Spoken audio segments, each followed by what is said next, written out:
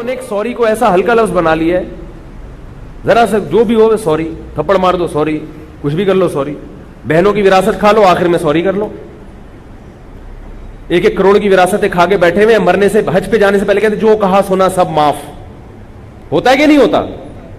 لوگ کیا کر رہے ہیں آج کل جو مارکیٹ میں چل رہا ہے نا, ابا کا انتقال ہوا, بہن کو وراثت نہیں دی, ہڑپ کر کے بیٹھ گئے. عید بقرعید پہ کپڑے بنا کے دے دیے اس کے بچوں کو اور اس کو کہ ہم ہیں نا تمہاری خدمت کے لیے, تمہیں کسی بھی چیز کی ضرورت ہو نا تم مجھے بتانا.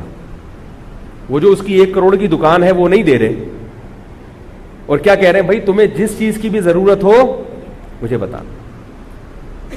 حج پہ جانے سے پہلے سنا تھا کہ بھائی معافی تلافی کر کے جانا چاہیے, تو اب سب میں میسج گھما دیا اس بہن کو بھی, بھائی کوئی بھی مسئلہ ہو, میں نے دل دکھایا ہو تو حج پہ جانے سے پہلے معاف کر دو. وہ بھی بیچاری کیا کہے گی, معاف کر دیا.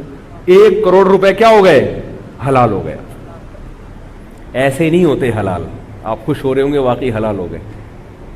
ہمارے حضرت فرمایا کرتے تھے بعض لوگ کھاتے حرام ہیں اور ذرا بےہودہ سی مثال ہے, فرمایا اسے ہگنے سے پہلے حلال کروا لیتے ہیں. مثال تو بےہودہ ہے لیکن جیسی تھی ہے وہی بتاؤں گا نا.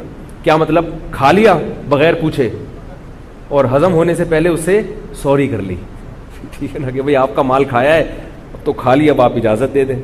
تو کہے گا اب کھا ہی لیا تو اب میں اس سے انتقام لے کے کیا کروں گا. کہتے چلو بھائی معاف کیا میں نے. تو وہ کھانے کے بعد خارج ہونے سے پہلے کیا ہو گیا, حلال ہو. ایسے ہوتا نہیں ہے. یہ جو سوری ہے نا, سوری آپ نے سوری کی, سامنے والے نے ہاں کر دی اور معاف کر دیا, اس میں زبان کا اعتبار نہیں ہے شریعت میں. سمجھ رہے ہیں, جب کوئی حقوق و لباد کے معاملے میں کسی کو معاف کرتا ہے تو اس میں زبان کا اعتبار نہیں ہے.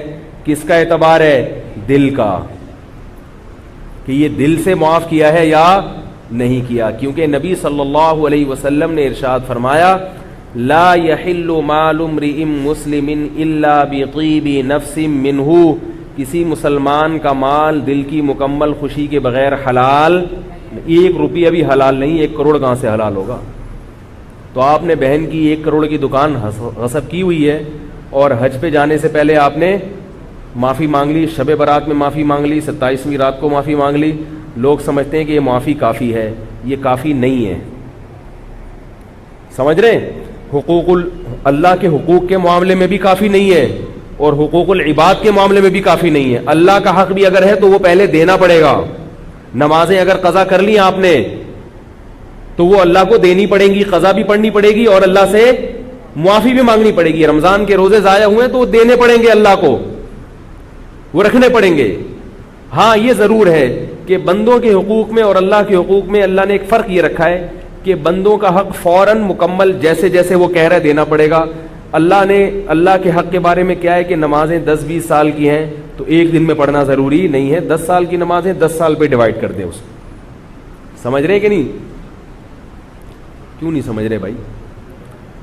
تو یہ بات خوب ذہن میں رکھیں کہ یہ جو ہم نے توبہ کا ایک تصور بنایا ہوا ہے کہ بس استغفار کافی ہے, استغفار ان معاملات میں کافی ہے جن معاملات میں قضا نہیں ہے اللہ کے حقوق میں, جس کا کوئی بدل نہیں ہے, اس میں صرف توبہ استغفار کافی ہے.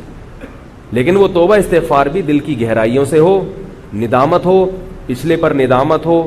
ایسا نہ ہو کہ چلو پچھلا تو کر لیا, وہ تو مزے اڑا لیے نا, اب آئندہ کے لیے توبہ. پچھلے پر ندامت ہو, غلط کیا میں نے, اے اللہ جو ماضی میں بھی کیا ہے غلط کیا ہے میں نے, یہ احساس ہونا چاہیے انسان کو, آئندہ نہ کرنے کا پکا عزم ہونا چاہیے.